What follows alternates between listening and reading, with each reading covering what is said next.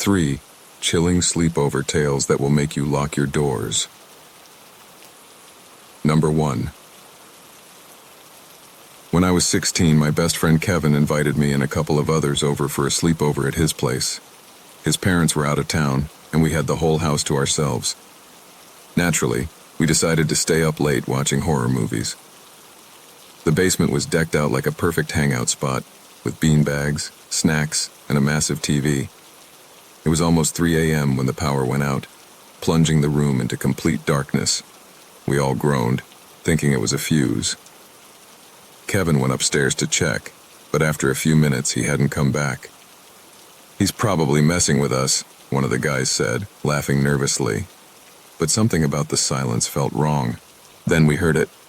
A faint scraping sound coming from the far corner of the basement, near the storage room.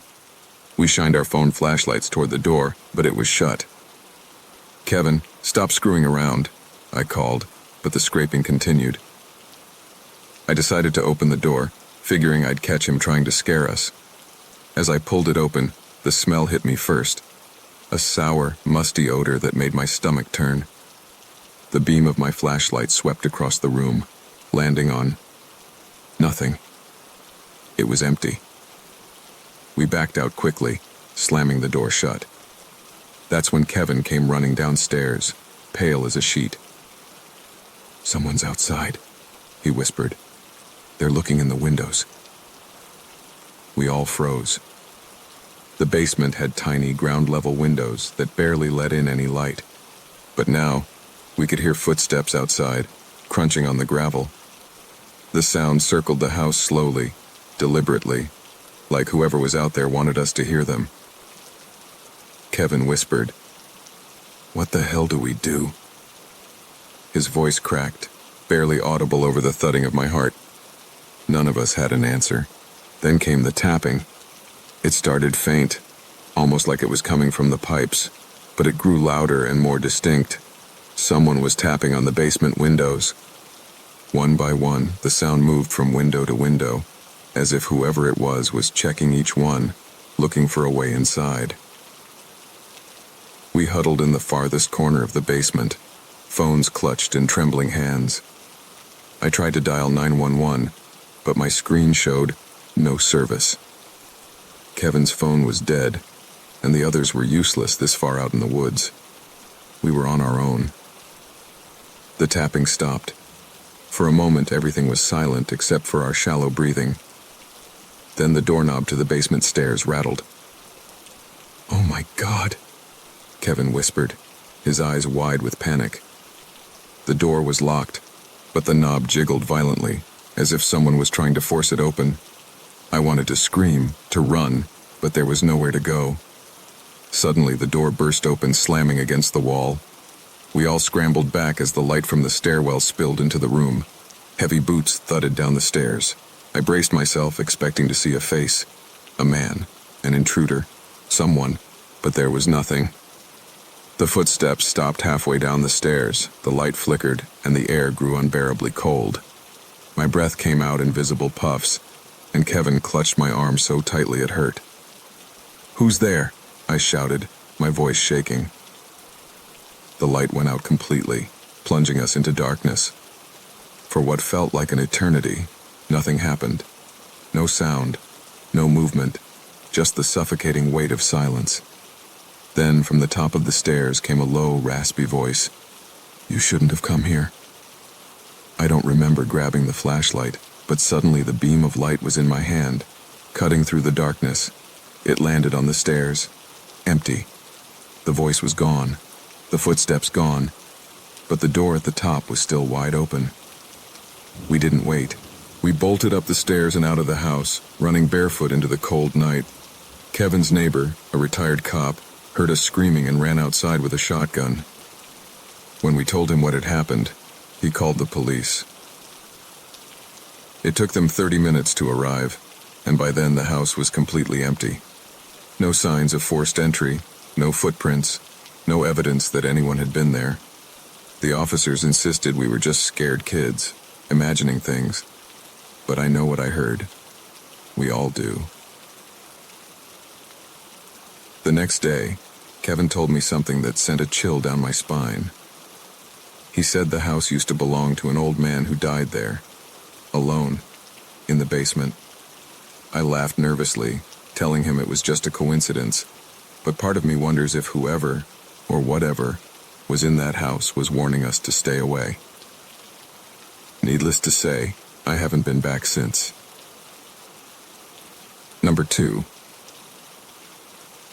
It was my friend Mia's birthday, and a group of us, 6 teenage girls, were spending the night at her house. Her parents were away for the weekend, but her older brother Jake was staying in to keep an eye on us. We were 14, so having the house to ourselves felt exciting, like we had free rein to do whatever we wanted. The night started off fun. Movies, snacks, and gossip. Around midnight, we decided to play a game of truth or dare. As the game got more intense, Mia dared me to go out to the backyard and touch the old tree at the edge of her property. The backyard was pitch dark, and the only light came from the flashlight on my phone. I stepped outside, shivering in the cool night air, and made my way to the tree. That's when I saw it. Movement just beyond the tree line. My flashlight caught a glimpse of something. A person, tall and hunched, standing among the bushes. I froze, barely able to breathe. For a second, I thought it might be Jake messing with me, but the figure didn't move like Jake. It took a slow, deliberate step toward me, and I bolted back to the house. I slammed the door behind me, trying to catch my breath. The girls laughed, thinking I was overreacting, but then Mia's face went pale. "The patio door," she whispered.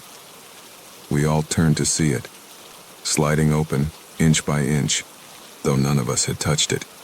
Jake came rushing downstairs when we screamed, but by the time he got there, the door was wide open, and the backyard was empty. The police came and searched the property, but they didn't find anyone. Jake tried to calm us down, insisting it was probably a prank or someone passing through, but I couldn't shake the feeling that the figure wasn't just some stranger. They had been watching us. Around 3 a.m., just as we were starting to relax, we heard it, a faint tapping on the glass. The sound was so soft that at first we thought we were imagining it, but then it came again, louder this time. It was coming from the sliding patio door. Jake grabbed a bat and motioned for us to stay behind as he crept toward the door. My heart pounded in my chest as I clung to Mia's arm, barely able to breathe. The tapping stopped just as Jake reached the glass. He flipped on the patio light, revealing the empty backyard. "It's nothing," Jake said, trying to sound confident, but his voice shook. He turned off the light, and just as he started to step away, there was a loud, deliberate knock on the glass, as if someone was taunting us. Jake yanked the curtain shut, muttering something about kids messing around, but I could tell he didn't believe it either. We all huddled together, jumping at every creak and groan the house made, until the first light of dawn finally broke through the windows. Only then did we feel safe enough to fall asleep. The next morning, we found footprints in the backyard. Large, muddy prints, leading from the tree line to the patio door. But what was even more chilling was the set of smaller prints right next to them, like whoever had been out there wasn't alone.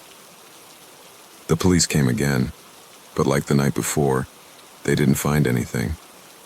To this day, I can't forget the way that figure moved, slow and deliberate, or the way the footprints seemed to stop suddenly in the middle of the yard, like they'd vanished into thin air.